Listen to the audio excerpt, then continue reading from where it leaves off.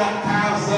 Naquele ano Deus sustentou meu casamento. Naquele ano não faltou nada na minha mesa. Naquele ano a festa do círculo da oração foi uma bênção. Naquele ano Deus salvou minha família. Naquele ano Satanás não tocou na minha casa. No ano em que Uzias morreu, o céu também se abriu. Aleluia! Isaías está dizendo que no ano de perdas não tem só perdas, que no ano de tragédias não tem só tragédias. Neste ano também o céu pode se abrir para nós. E o que ele está vendo neste dia que o céu se abre para ele, ele vai dizer assim: eu vi o Senhor assentado sobre um alto e sublime trono. Ele está dizendo uma palavra gloriosa. Ele está dizendo o seguinte: no ano em que Uzias morreu, se alguém chegasse no palácio de Jerusalém, veria que o trono real estava vazio. Mas quando eu levanto os olhos e olho para o céu, eu vejo que o trono celestial segue ocupado. E é por isso que nós não nos desesperamos. É por isso que nós não nos afligimos. É por isso que nós não nos inquietamos. Porque nós sabemos que quem se assenta no governo da terra passa, mas quem se assenta no trono celestial permanece.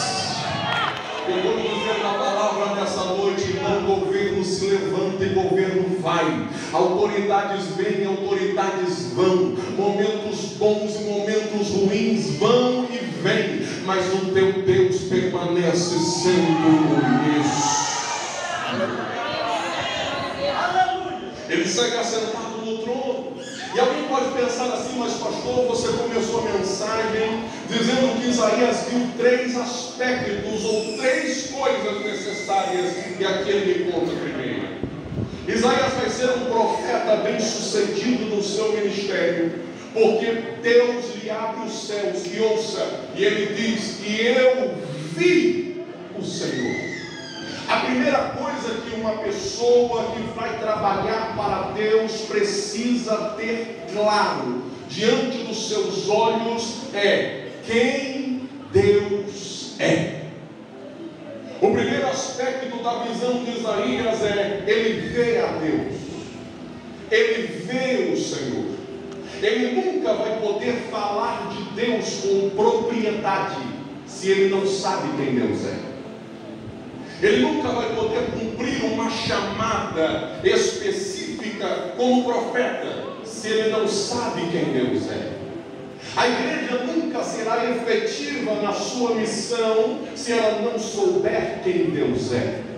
Eu nunca serei um crente efetivo no meu trabalho, na minha escola, na minha sociedade, se eu não souber quem Deus é. Então, o primeiro aspecto que Isaías precisa ver, ele precisa ver quem Deus é. E é por isso que o céu se abre para ele. Ele vê o Senhor assentado sobre o trono. E algumas coisas sobre Deus ele precisa saber. A Bíblia vai dizer no versículo 2 que os serafins, olhem para a sua Bíblia, estavam acima dele. E essa expressão estar acima é algo que incomoda um pouco. Porque a gente, quando fala de Deus, a gente pensa o seguinte: Deus é onisciente, onipotente, onipresente, imutável, eterno, presciente. E alguém pode pensar como que um ser totalmente outro, olhe para mim para você acompanhar o raciocínio, como que alguém que é totalmente outro pode permitir que seres criados, porque os serafins foram criados por ele, que seres criados voem acima do seu trono? Como pode que Deus, que é soberano, aquele que não levanta os olhos para cima, porque acima dele não existe ninguém, todas as coisas estão debaixo do seu domínio, como ele pode permitir que anjos sobrevoem o seu trono, sobrevoem acima acima dele. E aqui Deus me deu uma palavra a dizer a essas irmãs e a esta igreja. O que Deus está ensinando para Isaías é o seguinte: eu sou um Deus que exalto a minha criação a lugares inimagináveis. Eu sou um Deus que exalto a minha criatura a lugares impensáveis. Entretanto, o fato de sobrevoar em lugares altos nunca vai colocar a minha criação no trono que eu me assento. Porque Deus está dizendo para Isaías é o seguinte: eu exalto a criação, eu promovo a criação, eu levanto quem foi criado, mas só o Criador se assenta no trono. Deus é um Deus que exalta a criação, lá no evangelista Joel. Deus é um Deus que nos exaltou. A Bíblia vai dizer que nós estávamos mortos nos nossos pecados, ofensas e delitos, mas fomos vivificados pela graça e nos assentamos nas regiões celestiais com Cristo. Deus nos exaltou.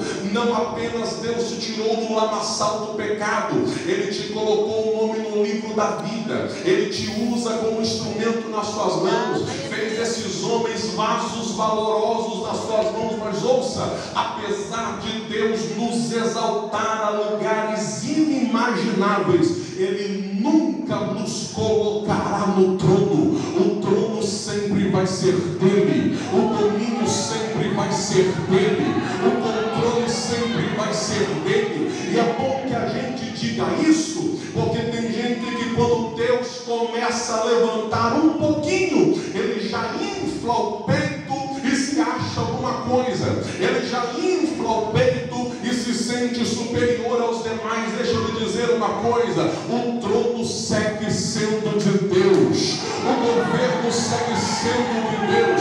E o que eu vou dizer, eu sei que tem crente que faz cara feia, mas eu vou dizer: servir a Deus nunca é dizer eu não aceito, eu decreto, eu determino. Não, meu querido, servir a Deus é entender: Senhor, eu te adoro, mas o trono é teu, eu te adoro, mas a vontade é tua, eu te adoro, mas o governo é teu. Então as coisas não são do jeito que eu decreto, que eu declaro, que eu determino, são do jeito que Ele quer, do jeito que Ele decreta, do jeito que Ele determina. Servir a Deus não é fazer a minha vontade no céu, mas é viver a vontade do céu na terra. Aleluia! Deus está mostrando para ele: eu exalto, mas nunca vou colocar a minha criatura no comando, a minha criatura no trono. O trono segue sendo meu. Mais do que isso, Isaías vai dizer no versículo 2 que os serafins estão voando. E olhem para a sua Bíblia: cada um deles tem 6 asas, com 2 eles cobrem o rosto, com 2 eles cobrem os pés, e com 2 eles voavam. 6 asas, 2 eles cobrem o rosto, 2 eles cobrem os pés, e com 2 estão voando. Ouça aqui o que eu vou dizer. Quando eles vão cumprir uma missão, por exemplo, se você olhar no versículo 6, você vai dizer que um dos serafins voou ao profeta. E a Bíblia vai dizer que eles usam quantas asas para voar? 2. Eles têm 6 asas, mas a Bíblia diz que eles usam quantas para voar? 2. Porque as outras 4 estão ocupadas, pastor. 2 estão cobrindo o rosto, 2 estão cobrindo os pés. E alguém pode perguntar assim: mas pregador, ouça, não seria mais eficiente voar com as 6 asas? Fisicamente seria, espiritualmente já não sei, mas fisicamente seria. Então por que eles estão voando com 2? Ouça aqui, você que é pentecostal, voando com 2, e com as outras 4 eles estão cobrindo o rosto e os pés. Deus está ensinando para Isaías o seguinte: Isaías, agora que você está me vendo, entenda um princípio: que me reverenciar, porque cobrir o rosto, cobrir os pés é sinal de reverência. E o que Deus está dizendo a Isaías, entenda: me reverenciar é mais importante do que trabalhar para mim. Glória a Deus, aleluia. Mais importante do que trabalhar para mim é viver uma vida de reverência diante de mim. É por isso que os serafins estão gastando mais asas na reverência do que no trabalho. Estão dedicando mais asas na reverência do que na missão. Porque diante deste Deus, eu preciso estar mais atento à minha reverência do que ao meu trabalho. Deus está mostrando para o profeta o seguinte: Isaías, é para esse dar glória, não adianta você sair daqui e profetizar a este povo, trabalhar para mim, exercer algo para mim, se você não viver uma vida de reverência diante de mim. Aleluia, Jesus. Deixa eu apertar mais um pouquinho. Porque para Deus, mais importante do que aquilo que nós fazemos é aquilo que nós somos. Antes de Deus trabalhar através de nós, primeiro Deus trabalha em nós. Nós estamos vivendo uma geração de pessoas que estão enganadas com o Evangelho. Evangelho não é trabalhar para Deus primeiro, trabalhar para Deus vem depois. Evangelho é reverenciar a Deus primeiro. O trabalho é resultado da reverência, o trabalho é resultado do temor, o trabalho é resultado da santidade, o trabalho é resultado da adoração. Eu não acredito, eu vou dizer que eu sou profeta, no ministério de pessoas que vêm para a igreja, cantam, pregam, profetizam, sapateiam, pegam fogo, mas não dão testemunho em casa, não dão testemunho no trabalho, não vivem o evangelho na escola, compram e não pagam, não honram o nome da igreja, não honram o nome de Jesus. Isso não é ministério. Ministério é pessoa que primeiro reverencia, depois trabalha. Primeiro é santidade, depois o trabalho. Primeiro é o temor, depois o trabalho. Mais importante do que pregar, mais importante do que cantar, mais importante do que profetizar é viver o que eu prego, é viver o que eu canto, é viver o que eu profetizo, é reverência. Aleluia! Eu reverencio primeiro.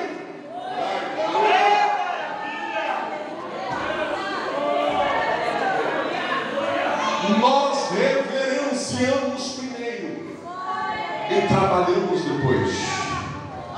Porque para Deus a reverência é mais importante do que o trabalho.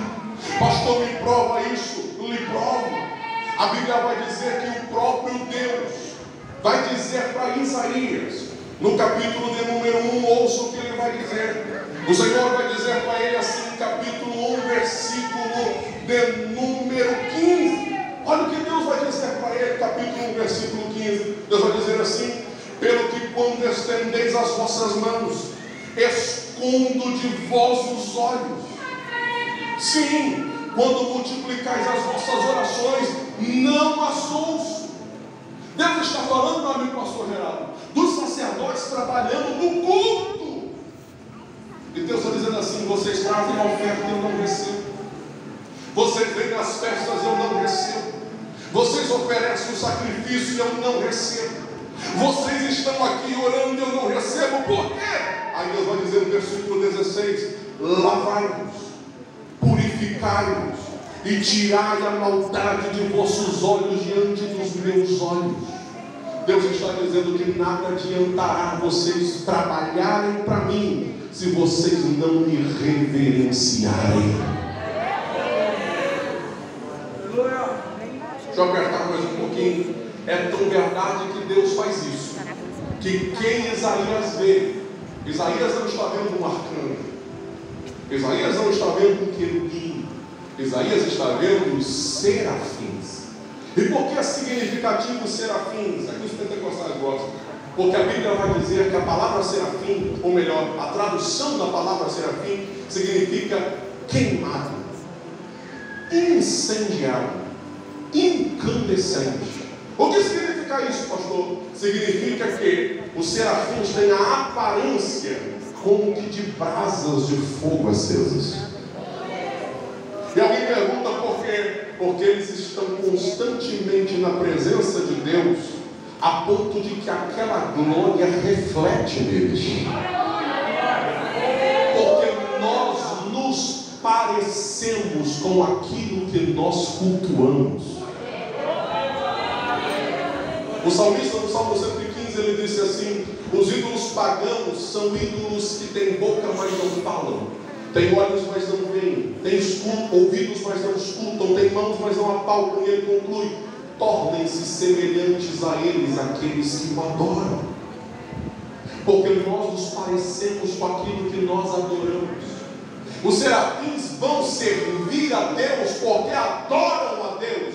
E deixa eu apertar aqui, ouça. A adoração está vinculada ao serviço. Jesus, quando foi tentado no deserto por Satanás, o diabo olhou para ele e disse assim: tudo eu te darei se prostrado me adorares.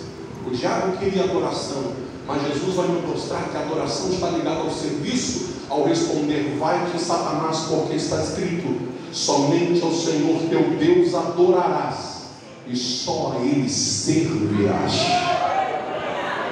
O que Jesus está dizendo? Eu sou servo daquilo que eu adoro. Eu sou servo daquilo que eu adoro. Eu vou dizer uma palavra aqui: quem adora o dinheiro se torna servo do dinheiro. Quem adora o próprio corpo se torna servo da vaidade. Quem adora o carro se torna servo do carro. Quem adora o emprego se torna servo do emprego. Agora quem adora a Deus só serve a Ele, só serve a Ele, só serve a Ele. Cadê você que o adora? Deixa eu ver, cadê você?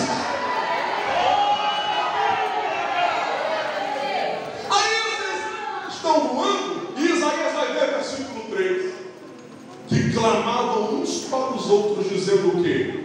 Santo, Santo, Santo é o Senhor dos exércitos. Toda a terra está cheia da sua glória. Eu vou contar até 3 e você pode repetir comigo. Vamos lá? 1, 2, 3. Santo, Santo, Santo é o Senhor dos exércitos. Toda a terra está cheia da sua glória. Alguém pode perguntar assim: pastor, por que a Bíblia vai dizer santo, santo, santo? Você já deve ter ouvido várias explicações: santo ao Pai, santo ao Filho, santo ao Espírito. Mas deixa eu dizer mais. 3 vezes santo tem uma explicação simples e lógica. Ouça: no hebraico não existe grau superlativo. Pastor, o que é grau superlativo? Grau superlativo é o grau do exagero. Ouça aqui para você aprender. Quando eu falo que alguém é muito inteligente, no superlativo eu vou dizer que é inteligentíssimo. Quando eu digo que algo é difícil, eu vou dizer que é dificílimo. Quando eu digo que alguém é magro, no superlativo eu vou dizer que é magríssimo. Isso é grau superlativo, o grau do exagero. No hebraico não existe grau superlativo. Então, quando se quer dar grau de exagero no hebraico, o que se faz? Repete. É por isso que o salmista escreveu no Salmo 82 aquele texto lindo: uma coisa disse Deus, 2 vezes eu a ouvi, que todo o poder pertence a Deus. Quando os serafins estão cantando, os pentecostais, santo, santo, santo, eles estão dando um grau de exagero. É como se no português eles estivessem cantando santíssimo, santíssimo, extremamente santo, maravilhosamente santo, tremendamente santo. Vou falar dessa glória: incomparavelmente santo, inigualavelmente santo é o Senhor dos exércitos.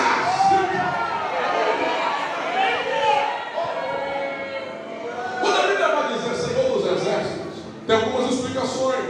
Os anjos podem estar se referindo a pelo menos 4 tipos de exércitos na Bíblia. Israel era chamado de exército. Então eles poderiam estar dizendo o Senhor de Israel.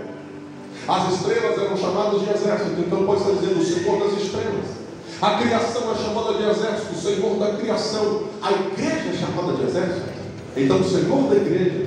Só que eu acho lindo o seguinte, que eles vão dizer algo significativo. Eles vão dizer assim: toda a terra está cheia da sua glória.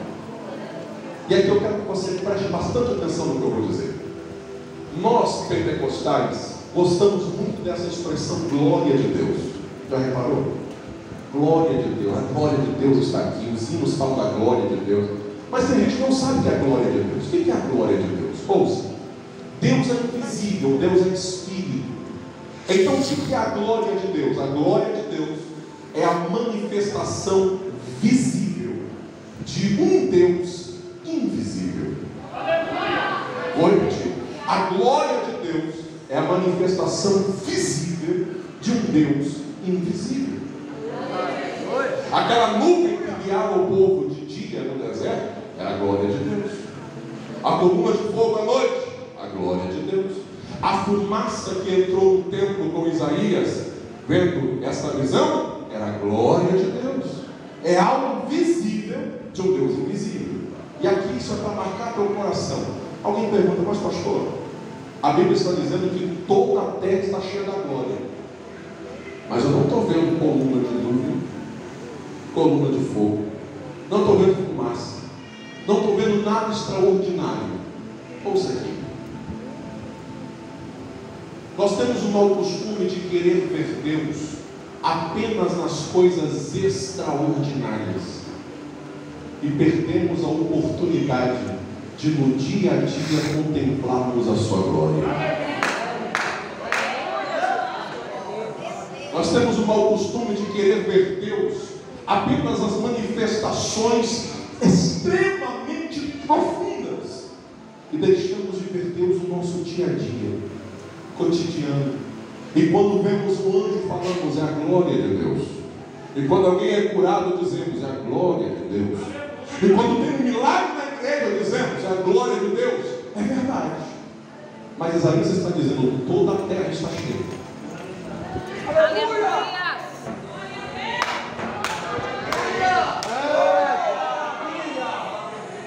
Então, se a glória é a manifestação visível de um Deus invisível, significa o seguinte: tudo que eu vejo, criado por Ele, é a manifestação da presença dele. Vou falar para você, não, glória. Isaías está dizendo o seguinte: quando eu levanto de manhã e o sol está nascendo, aquilo é um sinal da glória dele. O vento que sopra no meu corpo é sinal da glória dele. O ar que eu respiro é sinal da glória dele. O coração que bate em meu peito é sinal da glória dele. Então ouça para você dar glória a Deus. Antes do anjo aparecer, antes do céu se abrir sobre nós aqui, você levantou vivo, é a glória de Deus. Tem comida na tua mesa, é a glória de Deus. Está de pé até hoje, é a glória de Deus. É a presença de Deus que te sustenta.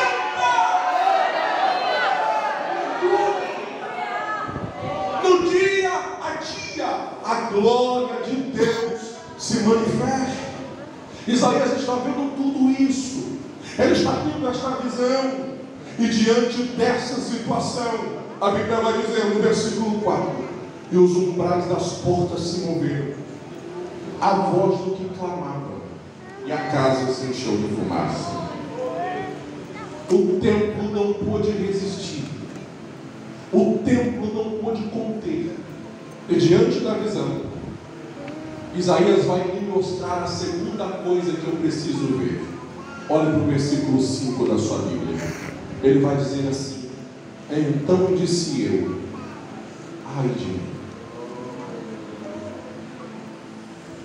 ai de mim que vou perecendo, porque eu sou um homem de lábios impuros e habito no meio de um povo de impuros lábios, e os meus olhos viram o Rei, o Senhor dos exércitos.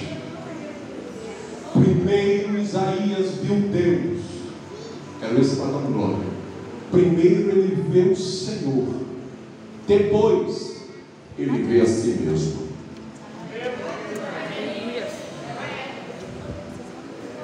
Ele olha para dentro de si.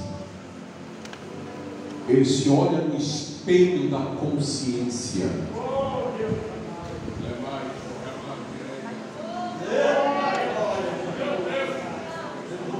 Isaías já morava, ouça, no meio de um povo de impuros lábios, mas ele só tem a consciência da sua situação quando ele vê Deus.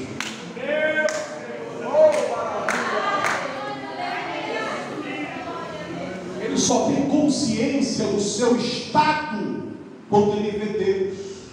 Por que, pastor? Quando você é crente? Porque muitas vezes nós nos comparamos com o parâmetro errado. E nos medimos por quem está do nosso lado. Pastor que sofre com isso, não é, pastor? Às vezes a gente vai corrigir alguém, exortar alguém com amor, né? Aí a pessoa pula dessa altura. Ouviu falar Deus agora? Pula dessa altura e diz assim: o senhor está falando assim comigo, mas já viu fulano? É ou não é, irmão? Já olhou para Beltrano? Sabe qual é o problema disso? Que nós nos comparamos com o padrão errado. E enquanto eu ficar me comparando com quem está do meu lado, eu vou me sentir confortável. Eu vou me sentir confortável. Ouça isso, nós escandalizamos. Na minha falsa moralidade. Eu vou me sentir confortável no meu farisaísmo. Eu vou me sentir confortável na minha justiça, que a Bíblia chama de trapo de imundície, porque eu estou me comparando com homens pecadores. É por isso que a gente tem que mudar o parâmetro.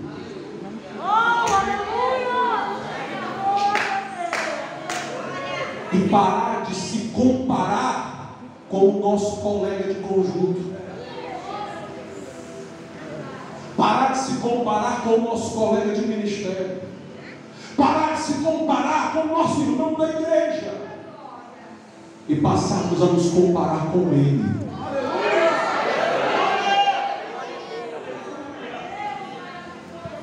Como para nós chegarmos ao que Paulo escreveu aos Efésios, a estatura de varão perfeito conforme a imagem de Cristo.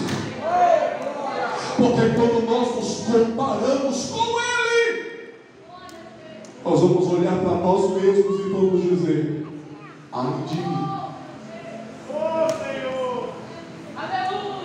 Aleluia!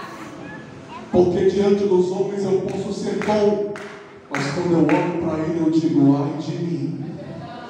Diante dos homens eu posso ser elogiado, mas diante dele, ai de mim. Diante dos homens eu posso ser aplaudido, mas diante dele, ai de mim.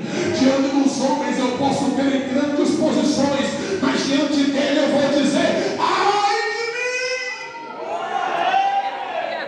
Aleluia! Eu preciso me comparar com ele, para entender o significado da minha vida e a minha pequenez.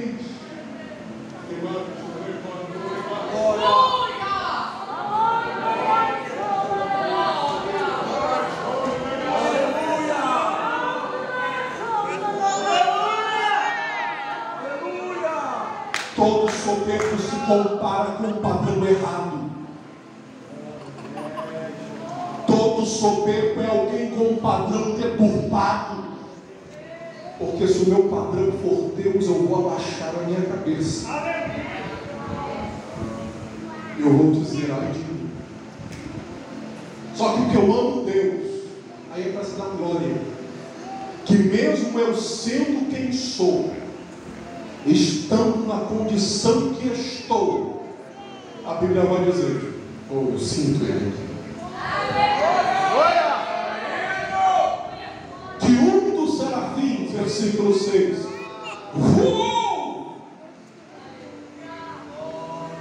Pegou uma brasa viva que tiraram do altar com uma tenaz, uma espécie de tesoura que você aperta aqui, ela aperta lá, só que na ponta ela tem 2 pegadores. E ele pega uma brasa do altar, leva até o profeta. E aqui eu preciso te explicar isso, dá glória a Deus consciente, ouça isso. De onde veio essa brasa, de onde veio esse altar? Isaías está no templo, e no templo havia 2 altares: o altar do holocausto e o altar do incenso. O altar do holocausto era feito de bronze, do incenso era feito de ouro. No altar do holocausto eram sacrificados os animais, e o fogo daquele altar nunca se apagava. É aquele que Levítico diz: o fogo arderá continuamente sobre o altar. Não podia, sob hipótese alguma, botar outro fogo naquele altar. Aquele fogo que acendeu foi Deus. Deus acendeu no Levítico, Deus acendeu no templo de Salomão. Quando ficava a brasa, o que fazia? Limpava as cinzas, e o sacerdote ia com uma tenaz, pegava uma brasa, levava para o altar do incenso. E lá no altar do incenso não eram animais. No altar do incenso tinha uma resina parecida com aquela vela branca que você tem em casa, uma resina feita de onim, galba histórica, que quando ele colocava a brasa na resina, a resina derretia e a fumaça subia.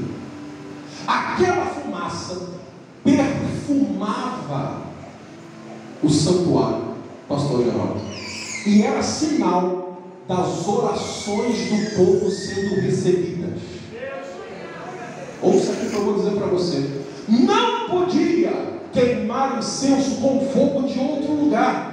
Foi isso que matou Nadab e Abiú. Trouxeram fogo de outro lugar para queimar no altar do incenso. Então pegava a brasa do altar do holocausto e levava para o altar do incensário. Quando Isaías está no templo, aqui nos pentecostais, o anjo vai no altar do holocausto,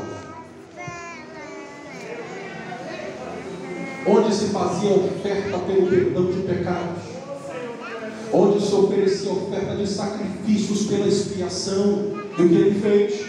Pegou a brasa. Quando ele pegou a brasa, eu imagino Isaías dizendo: ele vai levar para o altar do incenso, ele vai levar para dentro do templo, vai perfumar o santuário, mas o anjo não vai para o altar do incenso. O anjo voa, vai nos lábios de Isaías e toca. O que o anjo está dizendo é o seguinte: Deus está te perdoando. Por quê? Por causa do sacrifício feito no altar. O que Deus está dizendo para Isaías é o seguinte: comparado a mim você é pecador, comparado a mim você tem que dizer ai de mim mesmo, comparado a mim você está perdido, mas por causa do sacrifício no altar eu te perdoo, eu te apoio, eu te recebo, eu te uso, eu te levanto.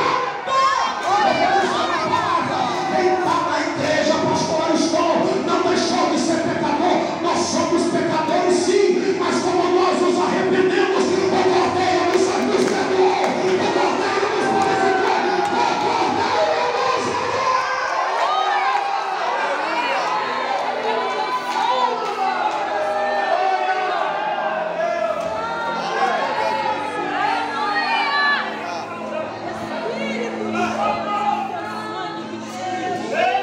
Somos pecadores, sim, pecadores perdoados, pecadores lavados, pecadores purificados pelo sangue do Cordeiro.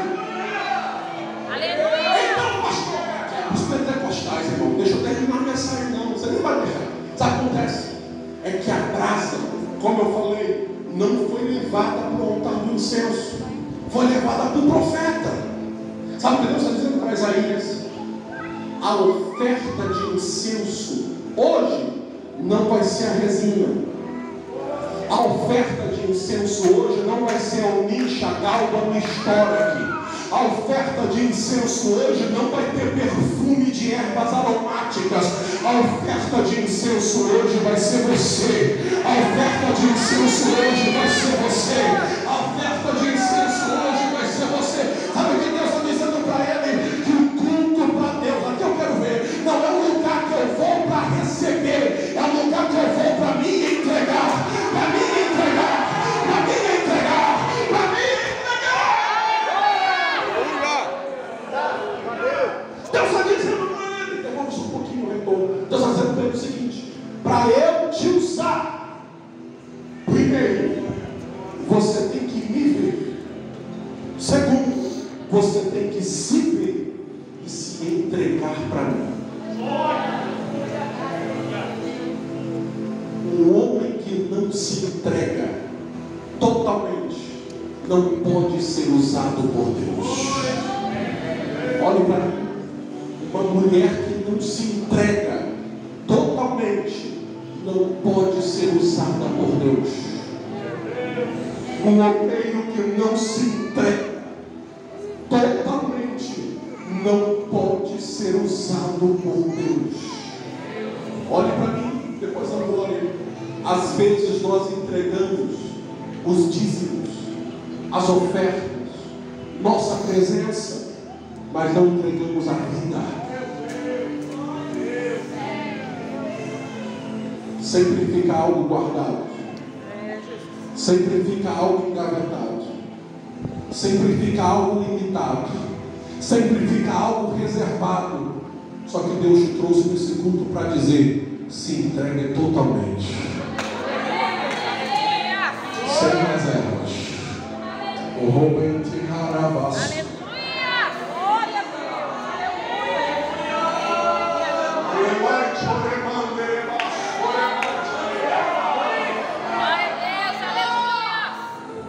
Primeiro nós nos entregamos, depois Deus nos usa.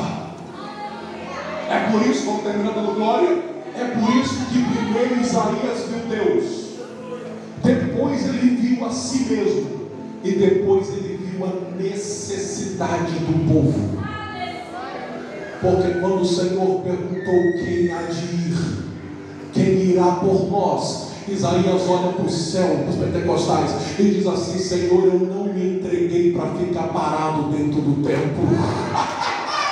Eu não me entreguei para ficar aqui vendo a glória e não fazer nada. Eu não me entreguei para ficar vendo o anjo, para ficar vendo o serafim e não fazer nada. Eis-me aqui. Eu me entreguei para ser usado. Eu me entreguei para ser usado. Eu me entreguei para ser usado. Aleluia! Mas Isaías vai ser difícil. Santo de Deus! Vai. Olha o que Deus vai dizer. Deus vai dizer no versículo 9, Deus vai dizer assim: vai, diz este povo, ouvis de fato não entendeis, vede não percebeis, engorda o coração deste povo. Está dizendo, Deus está dizendo: eu vou te usar, mas não vai ser fácil. Deus está respondendo: você quer ir, Isaías? Quero. Quem vai? Eu vou. E Deus diz: você vai pregar, você vai profetizar, mas o povo vai ficar só com o coração feliz, mas não vai se converter. Que motivação é essa? Já imaginou, Joel? Deus fala assim: eu vou te usar, mas na hora que você pregar, o povo não vai dar ouvido, não. Olha para mim para eu terminar. Quem é que continua com uma motivação dessa, irmão? Geralmente a gente fala assim: Deus vai te usar e sua família vai ser salva. Deus vai te usar, os pecadores vão se converter. Deus vai te usar e vai abalar. Isso aí é o contrário. Não, eu vou te usar.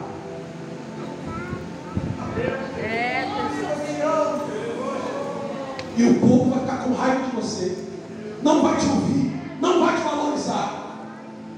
Vai assim mesmo? Eis-me aqui, Senhor.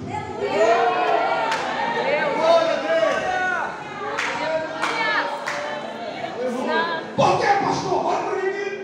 É por isso que eu tenho que ver Deus e ver a mim mesmo antes de ver o ministério, porque Isaías está dizendo: Senhor, se eu não tivesse te visto, eu desistia, se eu não tivesse te contemplado, eu desistia, mas eu não vou pregar por reconhecimento humano, eu não vou profetizar para ser aplaudido pelo rei, eu não vou profetizar para ganhar palácio, eu não vou profetizar para ser reconhecido por sua homens, não, eu vou profetizar porque eu sei quem o Senhor é, eu sei quem o Senhor é, eu sei quem o Senhor é. Aleluia! Se você não soubesse quem Ele é, já tinha parado, já tinha desistido. Mas irmão, você está aqui porque sabe quem Ele é, sabe quem Ele é, sabe o que Ele fez por você. É por isso que está de pé. Glória! Aleluia! Glória! Se nós não conhecêssemos Deus, já teríamos desistido. Se nós não conhecêssemos o sacrifício do Calvário, já teríamos desistido. Mas é por isso que você está aqui. Aleluia. E a palavra de Deus para você é esta: entregue-se para que eu te use. Eu quero orar com você nesta hora. Se coloque.